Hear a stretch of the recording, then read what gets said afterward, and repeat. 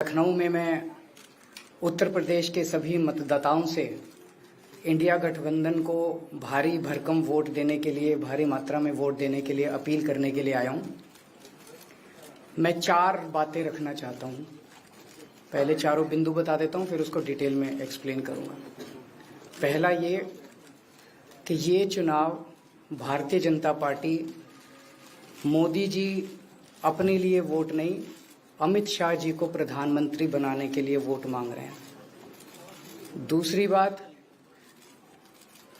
योगी आदित्यनाथ जी को अगर ये लोग जीत गए तो योगी आदित्यनाथ जी को 2 से 3 महीने के अंदर उत्तर प्रदेश के सीएम पद से हटा दिया जाएगा। नंबर 3, इन लोगों की पूरी तैयारी है, अगर ये लोग जीत गए तो संविधान को बदल के SC ST और OBC का रिजर्वेशन खत्म कर दिया जाएगा। और नंबर 4, जो आंकड़े अब देश भर से आ रहे हैं वो ये दिखा रहे हैं कि 4 जून को इंडिया गठबंधन की सरकार बनने जा रही है और NDA को और BJP को बहुत कम सीटें मिलने जा रही हैं। अब मैं अपने सबसे पहले पॉइंट पे आता हूं।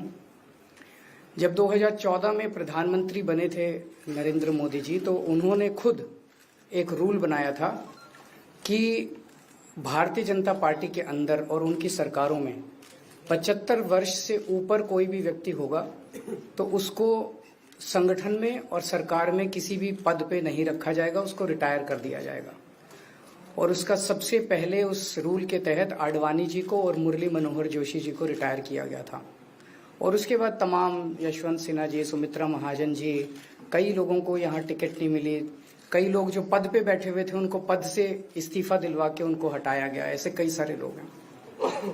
तो अब अगले साल 17 सितंबर को प्रधानमंत्री मोदी जी 75 साल के होंगे और मोदी जी ने तय कर लिया है कि अमित शाह जी को वो अपना वारिस बनाएंगे और अमित शाह जी अगले साल 17 सितंबर को देश के प्रधानमंत्री बनाने का उन्होंने तय किया है मोदी जी ने। इसके ऊपर मोदी जी पिछले 1-2 साल से लगे भी हुए हैं, क्योंकि भारतीय जनता पार्टी के अंदर अमित शाह जी के सामने जो जो बाधाएं पैदा कर सकता था नेता, एक एक करके उन सब नेताओं को साइड कर दिया गया, उनका पत्ता साफ कर दिया गया। शिवराज सिंह चौहान को हटा दिया गया, वसुंधरा राजे को हटा दिया गया, डॉक्टर रमन सिंह को हटा दिया गया, देवेंद्र फडणवीस को खत्म कर दिया गया, खट्टर साहब को खत्म कर दिया गया। एक ही शख्स हैं जो कि उनके रास्ते का कांटा बन सकते हैं, वो हैं योगी आदित्यनाथ जी। अब योगी आदित्यनाथ जी को इन्होंने हटाने का पूरा मन बना लिया है और अगर इनकी सरकार बनी तो 2 महीने के अंदर योगी जी को भी उत्तर प्रदेश के सीएम से हटा दिया जाएगा। मैंने दिल्ली में 3-4 दिन पहले ये प्रेस कॉन्फ्रेंस की थी और ये दोनों मुद्दे उठाए थे। जैसे मैंने मुद्दे उठाए थे तो अमित शाह जी ने और उनके कई नेताओं ने अपनी भावना प्रकट की कि नहीं, मोदी जी को 75 साल में इस्तीफा नहीं देना चाहिए, मोदी जी को 75 साल पूरा कार्यकाल पूरा करेंगे। उन सब की भावनाओं की मैं कद्र करता हूं, क्योंकि अपने नेता के लिए जब भी ऐसी बात होती है तो सब लोग सामने आके बात करते हैं। लेकिन बड़ी बात यह है कि मोदी जी ने ऐसा नहीं कहा कि मैं 75 साल पे इस्तीफा नहीं दूंगा, मैं रिटायर नहीं होऊंगा। उनका अपना बनाया हुआ रूल है और मुझे पूरी उम्मीद है कि मोदी जी का अपना बनाया हुआ रूल है और मोदी जी अपने रूल को फॉलो करेंगे।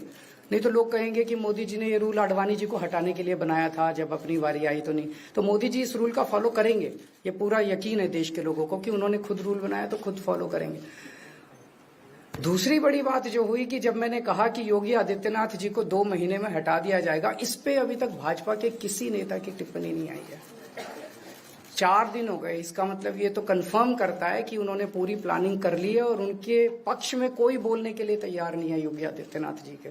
तो उनका हटना अब लगभग तय है कि योगी आदित्यनाथ जी को उत्तर प्रदेश के सीएम पद से हटाया जाएगा। दूसरी चीज, मैं उत्तर प्रदेश के सभी मतदाताओं को कहना चाहता हूं कि पिछले 4-5 महीने से इन्होंने शोर मचा रखा है, 400 पार 400 पार 400। क्यों?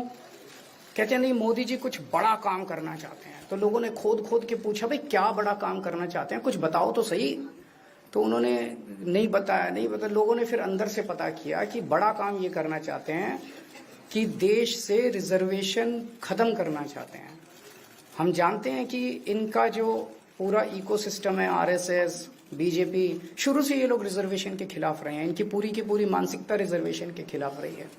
तो मैं सभी लोगों को ये आगाह करना चाहता हूं कि ये बड़ा काम इनको 400 पार इसीलिए चाहिए क्योंकि ये रिजर्वेशन खत्म करना चाहते हैं। संविधान को, बाबा साहब अम्बेडकर ने जो संविधान बनाया था उस संविधान को ये तार तार करना चाहते हैं।